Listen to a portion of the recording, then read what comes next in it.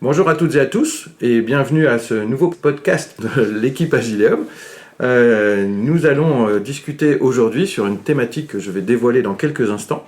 Et toutes les personnes autour de la table ne connaissent pas encore la thématique. Et donc nous allons recueillir une intelligence collective spontanée sur la thème. Alors, qui est autour de la table? On commence par ici. Marilyn. Voilà, et tu fais quoi chez Agileum? Alors, moi, je suis formatrice.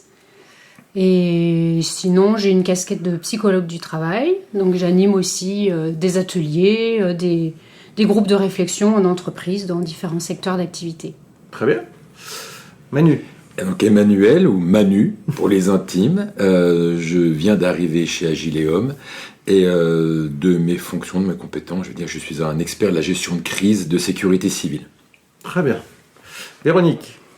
Donc Véronique, je suis formatrice et coach au sein de l'équipe d'Agileum et j'interviens notamment plus particulièrement sur tout ce qui est collaboratif et l'intelligence émotionnelle dans l'entreprise. Yes. Et Michael. Et donc Michael, moi après un passé de 25 ans en industrie entre manager et dirigeant, j'ai intégré Agileum cette année pour être formateur en management et je suis aussi coach professionnel à destination des dirigeants et des managers. Très bien. Eh bien, on a une belle brochette autour de la table. Et donc, je vais vous dévoiler maintenant la thématique sur laquelle j'ai envie qu'on réfléchisse ensemble. Thématique qui est régulièrement abordée dans les entreprises, dans les équipes. Voilà. Et c'est posé sous forme de questions. Voilà. Et ce que j'ai envie de récolter, c'est votre vécu à vous et votre perception autour de cette question. La question est la suivante. Pourquoi dire est devenu si difficile? Thématique qu'on rencontre dans beaucoup d'équipes, d'entreprises, de systèmes, où dire, parler, être authentique, oser partager ce qui se passe pour soi, est devenu de plus en plus difficile et ça crée un certain nombre de conséquences. Voilà, un premier tour sur, comme ça, instantanément, votre analyse à vous de pourquoi dire est devenu si difficile. Moi, il y a une première chose qui me vient, si tu le permets. Je vois réseau social, captation et mots sortis du contexte qui ensuite peuvent être retournés hors contexte à des fins de nuisance et qui méritent en fait de beaucoup penser, mentaliser, de s'éloigner un moment par peur de s'éloigner de la spontanéité. C'est ce qui me vient là. Oui, ok.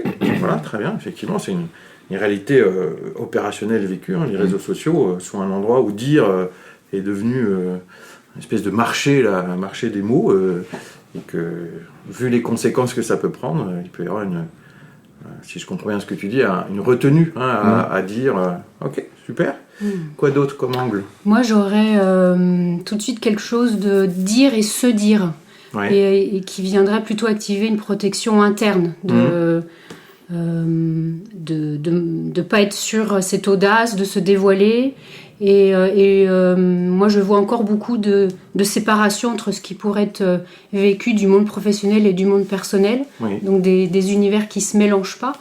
Et alors, ça dépend des secteurs d'activité, mais quelque chose ce n'est pas légitime, ce serait impudique peut-être de parler de ce qui se passe pour moi dans l'entreprise. Ouais. Comme s'il y avait encore une espèce de frontière entre le pro, c'est une chose, et le perso, non, ça ne s'invite pas ou ça n'a pas sa place. C'est ça que tu veux dire dans l'impudeur. C'est ça. Oui. Ok. Très bien. D'autres perceptions? Moi, il y a deux choses qui me viennent. La première, c'était dans pas mal d'organisations, il y a quelque chose d'asynchrone en fait. Et donc parfois la difficulté d'aller dire parce que la personne n'est pas disponible ou elle est en réunion ou elle est en télétravail. Et donc le dire se passe beaucoup par écrit. Alors, on dit aussi par écrit, mais du coup le dire, je l'entendais plutôt à l'oral. Oui. Donc il y a cette idée-là. Et pour moi, il y a autre chose aussi que je constate, c'est parfois la difficulté de dire par peur de comment ça va être reçu. Et par peur de ne pas savoir le dire d'une manière qui va être acceptable, qui va être entendable, qui ne fera pas de mal, et donc des freins que les personnes peuvent se mettre. Ouais, ça, je suis en phase avec toi. J'entends aussi beaucoup sur oui, mais je lui ai pas dit parce que c'est sûr qu'il allait mal le prendre, ou il n'est pas capable de l'entendre, ou j'ai peur de le blesser. Ou j'ai peur de le blesser, de lui faire du mal. Comme si c'était presque une excuse, entre guillemets, de dire oui, mais j'interprète ce que l'autre va en faire de mes dires, Donc je m'exclus du truc en disant bah non, je vais pas le faire. Ouais, ça je le rencontre fréquemment. Ouais. Est-ce que tu as un angle de vue là-dessus? Oui, ce qui me vient comme ça spontanément, ça serait en dire le moins possible ou par peur du jugement. C'est-à-dire qu'est-ce que je le dis là à une équipe, à quelqu'un, à mon manager, à mon patron, c'est voilà quel jugement il va porter sur ce que je dis, sur moi du coup peut-être de la façon dont je le dis, la peur de l'erreur, dire ce que je dis, mince, j'avais pas tout vu, j'avais pas toutes les informations et donc j'ai tort. Là aussi, c'est un jugement un peu suprême. Tu as tort. Et puis, montrer ses failles, puisque si on est, entre guillemets, un peu authentique dans ce qu'on dit, et c'est vraiment une volonté de l'être, eh bien, on s'expose, encore une fois, à montrer des failles à l'autre. Et ça, c'est pas évident. Surtout dans le monde de l'entreprise, de l'industrie, où on est dans le dur, dans le jugement et dans le rapport de force, souvent. Oui. Je pense que ça limite... ça limite l'expression. Oui, et avec ce que tu décris là, ça ramène justement sur le rapport de force dont tu parles, qui existe encore dans certains systèmes, où ça dépend aussi à qui je dis. Parce que dire à un collaborateur, ou un confrère, un consoeur, un collègue, c'est pas la même chose que dire par exemple à mon N+1. Ou dire à un client important qui... Voilà. Donc il y a aussi ce que je perçois aussi dans ce que vous dites, c'est ça dépend à qui je dis. Et comment je peux faire varier ce que je dis en fonction de qui j'ai en face de moi. Sur la peur du jugement, tu disais, moi j'entends des collaborateurs qui disent je peux pas dire ça à mon patron, quoi. Si je lui dis ça, il me vire, ou au contraire de dire tu vas voir, moi je vais bien lui mettre dans les dents. Et, voilà. Oui, Manu? Il y a une phrase qui m'est venue là, qui aussi je ne dis pas parce que je ne sais pas comment dire. Un peu comme si on manquait d'entraînement, on n'a pas les mots, on n'a pas la tonalité, on parle de peur, parfois de colère, et on peut exprimer une colère de manière tout à fait saine, spontanée, et empathique, et empreinte de, je dirais presque d'un respect inconditionnel. Et comme on ne sait pas le dire, c'est l'émotion qui parle et c'est pas vraiment les mots. Et il me vient presque quelque chose comme un entraînement à s'entraîner à dire les choses, surtout cette société où tout va tellement vite. On n'a plus le temps de mûrir, et donc le fait de s'entraîner avant à savoir dire les choses. Ok. Oui, moi j'avais cette idée-là, et je rebondis sur ce que tu dis, ça me fait penser au process qui amène à dire. C'est-à-dire qu'on apprend beaucoup à faire, et il y a plutôt une facilité dans les organisations à être dans le faire, et on va évaluer, on va être visible par rapport à ça. Et le process de dire est souvent plus long. Enfin, ça veut dire comment on prend conscience. Enfin, on le travaille aussi dans la pédagogie Agile. Enfin, prendre conscience, élaborer, et puis après trouver le bon moment, le bon temps pour moi, pour l'autre. Enfin, et donc ce process de dire, il n'est pas souvent respecté. Après, il y a une injonction de voilà, maintenant on est aujourd'hui, on doit dire. Et ça interroge aussi la sécurité qui est posée en amont. Pour soi, pour le groupe. Si c'est pas maintenant, c'est tant pis, c'est trop tard. Et voilà. On peut pas après, c'est passé, on peut pas y revenir. Exactement. Cette espèce de tour de table en réunion, alors tu as quelque chose à ajouter, quelque chose à dire. Non, finalement j'ai rien. C'est mon tour, ou ça va être mon tour dans 3 personnes. Qu'est-ce que je vais dire, comment je vais le dire, et hop, ça ferme un peu tout échange libre en fait.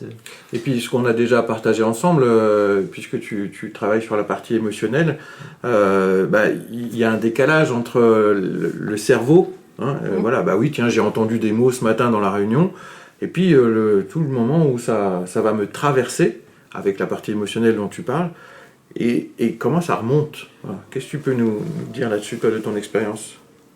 Alors, moi, ce que j'observe, c'est que j'ai quand même l'impression qu'on est dans un monde où, quand on demande à quelqu'un, c'est bien vu qu'on ait qu'on soit réactif dans la réponse. Et donc, dans les organisations, il faut qu'on ait une réponse tout de suite. Mais en fait, certaines personnes ont la réponse tout de suite, mais personnellement, moi, j'ai pas la réponse tout de suite. J'ai besoin que ça décante, j'ai besoin de prendre ce temps-là. Et donc, il y a que à partir du moment où j'ai compris ça de moi que maintenant, je sais poser ça, me l'autoriser, mais aussi l'autoriser dans un groupe, si j'anime un groupe. Et je pense que les managers, les dirigeants, quand ils sont avec leurs équipes, s'ils ne mettent pas cette protection-là de dire c'est ok de pas avoir une réponse là tout de suite, ils passent à côté de l'occasion de permettre à l'autre de dire. On peut dire, mais de dire de manière décalée. Je suis pas obligée de dire du tac au tac. C'est quelque chose qui a beaucoup de valeur. C'est pas forcément quelque chose qui a été dit du tac au tac. De l'immédiateté. Dans l'immédiateté, Et en effet, en fonction de, en tout cas, on a la conscience de ce qui nous traverse. D'abord, on a l'émotion qui nous traverse, et la conscience de ce qui nous traverse, elle arrive après. En fait, de toute façon, il y a certaines personnes, ça met un petit peu plus de temps, et c'est pas pour autant qu'elles sont lentes. C'est juste que elles se donnent le temps d'aller pleinement au contact de ce qu'elles ressentent. Et dans les entreprises, je pense que là aussi, c'est ce qui des fois nous empêche de dire. Et donc on va pas oser dire jusqu'au jour où c'est du coup tellement fort, et là on a envie de dire, mais on sait plus dire parce que c'est une grosse colère alors que c'était un petit agacement. Et ça vient freiner le apprendre à dire. Yes. Je suis en face, c'est ce qu'on appelle le processus d'auto-renforcement, c'est-à-dire que je dis pas parce que soit je suis pas en capacité sur le moment, machin, donc je stocke une fois, 2 fois, 3 fois, puis à un moment donné, hop, c'est au bord du vase. Et par contre, là, le moment où ça va sortir, c'est ça le processus d'auto-renforcement. Ça va être forcément disproportionné, pas forcément le bon moment, les bons mots. Donc, il va y avoir une réaction, en règle générale, assez agressive en face. Et ça va venir ancrer des... Tu vois, quand je dis, ça va pas. Donc, j'ai bien raison de continuer à pas dire. Une espèce d'auto-renforcement. Et même aussi, ce qui me vient, c'est parfois avoir la pensée qui consiste... Ce que je vais dire, qu'est-ce qu'ils vont en faire ? Est-ce que ça va être utile ? Est-ce que ça va contribuer ? Et parfois, on s'auto-censure par une croyance limitante, s'auto-censurer quelque chose qui peut être tout à fait pertinent, mais en imaginant qu'autour, il n'y aura pas forcément le réceptacle pour pouvoir interpréter tout ça. Et ce qui, à mon avis, peut créer aussi beaucoup de souffrance dans le fonctionnement collectif et de repartir avec des poids lourds à porter. Et donc là, on peut parler d'un des principes qu'on connaît bien chez Agilum, qui est le principe de la co-responsabilité, qui est de dire je suis responsable de ce que je dis, je ne suis pas responsable de ce que les autres vont en faire. Ça ne m'appartient pas. Et cette permission ou cette séparation, elle est rarement installée en termes de sécurité, comme tu disais, et que du coup, quand je mélange, quand je confuse et que je me dis ah oui, mais alors attends, machin, qu'est-ce qu'ils vont dire de ce que... Non, ce qui m'appartient, c'est ce que je dis. Ce que les autres font de me dire, ça ne m'appartient pas. Ça me fait penser aussi à une émotion. On parlait des émotions qui peuvent être émergentes. Ça peut nous contacter de la honte ou du ridicule. Et on sait que ces émotions-là, elles figent et elles empêchent de renouveler l'expérience. Donc on sait que c'est des émotions qui sont souvent freinantes pour la suite. Et qui ont ça me fait penser, moi, à une connexion très profonde dans le passé. On a tous vécu des premiers moments tôt dans notre vie, soit dans la cellule familiale, soit à l'école, où on a osé, eu l'audace de dire un truc, puis tu as le maître ou la maîtresse qui te rembarre, ou qui se moque, voilà. Et ça, je sais ô combien c'est ancré profondément en nous.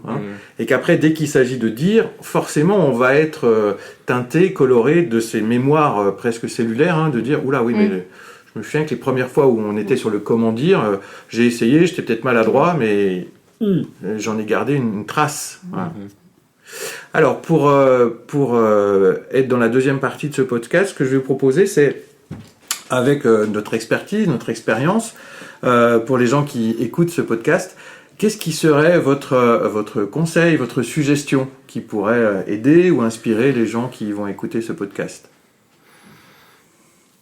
Moi, j'en ai un qui m'était venu tout à l'heure. Là, je dirais au manager ou à celui qui anime la réunion, si tant est que c'est en réunion, c'est justement de prendre le temps de distribuer la parole correctement et, comme tu disais, Véronique, de laisser le temps à celui qui a besoin de réflexion de pouvoir parler avec un vrai espace sécure, non jugeant, en essayant de pas renforcer une stigmatisation ou autre, ou une moquerie qui pourrait être drôle sur le moment, mais briser l'élan, parce que c'est souvent, par expérience, ceux qui parlent le moins, qui ont beaucoup d'idées nouvelles, qu'on réfléchit, qui ont pris le temps de réfléchir et qui apportent de l'innovation, et c'est ceux-là qu'on n'écoute pas assez. Et souvent, par discrétion, ils osent pas ou peur, et c'est là qu'on perd de l'innovation, on perd des bonnes idées, alors qu'on va toujours écouter l'orateur du coin, bien sûr.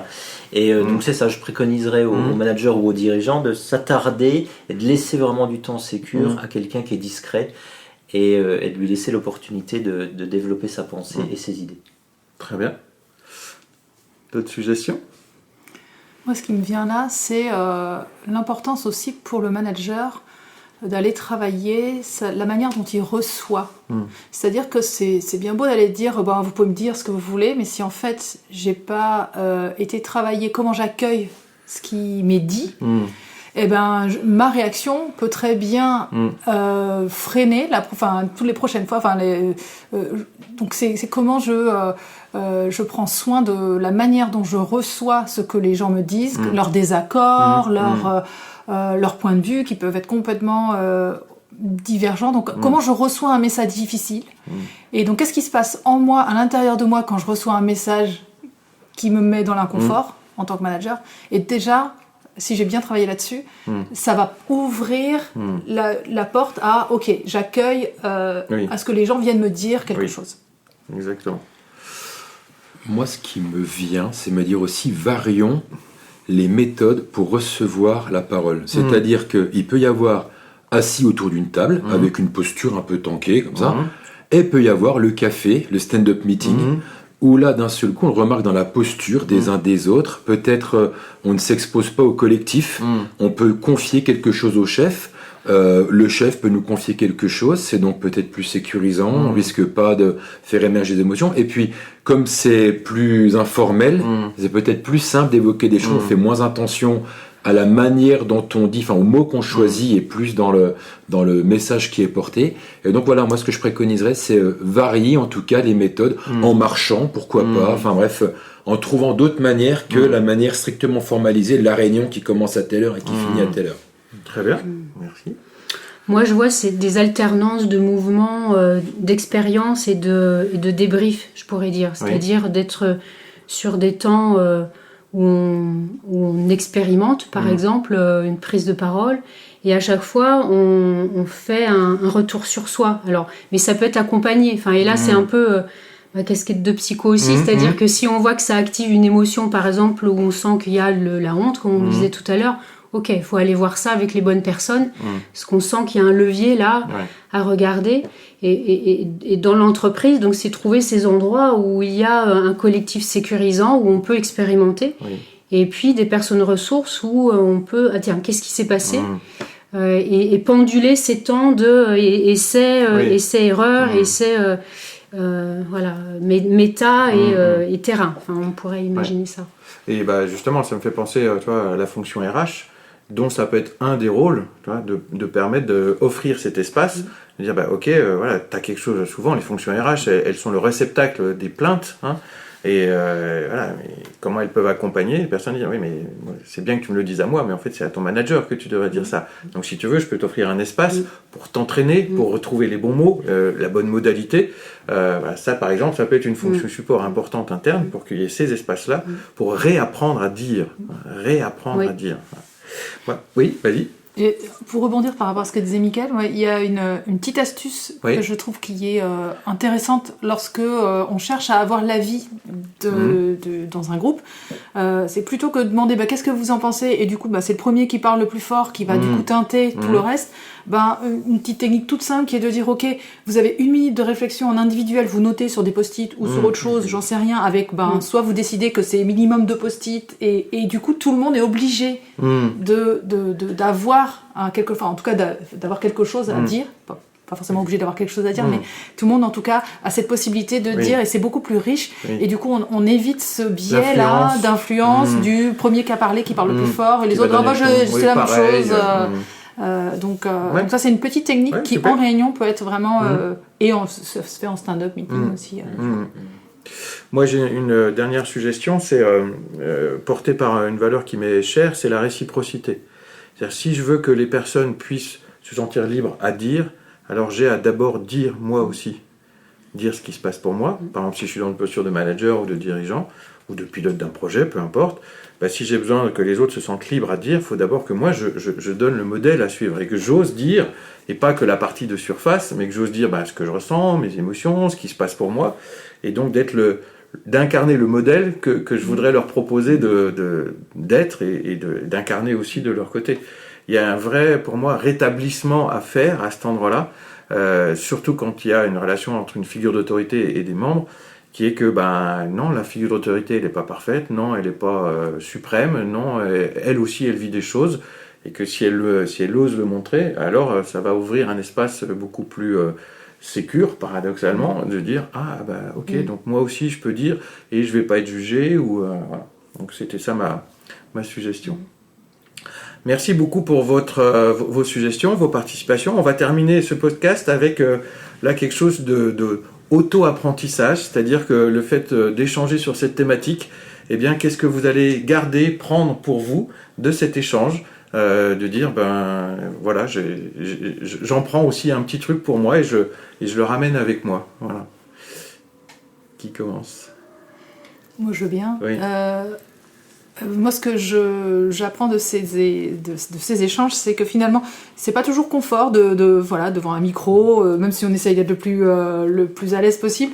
Il y a toujours un peu d'appréhension, la même appréhension que je peux ressentir quand on a un début de tour de table et se dire, voilà, comment je fais je vais dire ce que j'ai à dire et en même temps, je reste présente pour écouter ce que les autres sont déjà en train de dire. Voilà, il y a une forme d'appréhension qui est là et en même temps c'est à force de faire que y a quelque chose de plus confort qui s'installe. Ok, merci. Moi, ce qui m'inspire tout ça, c'est une illustration de la loi de l'attraction. Globalement, je me dis, si c'est difficile à dire, pour moi, c'est peut-être parce que c'est difficile à recevoir et que déjà, si je fais l'effort d'être prêt à recevoir quelque chose, ce sera peut-être plus simple pour moi de le dire. Voilà. C'est ça que tu vas garder pour toi. C'est ça que je garde, de cet échange. Ok. Moi, je suis vraiment avec faire confiance à ces ressources insoupçonnées, face à une anxiété aussi qui peut être présente là de cet exercice. Oui, parce que tu l'avais nommé d'ailleurs. Oui, je l'avais nommé, donc j'avais dit au début et je voulais expérimenter. Oui. Donc là, j'étais vraiment dans du dedans-dehors.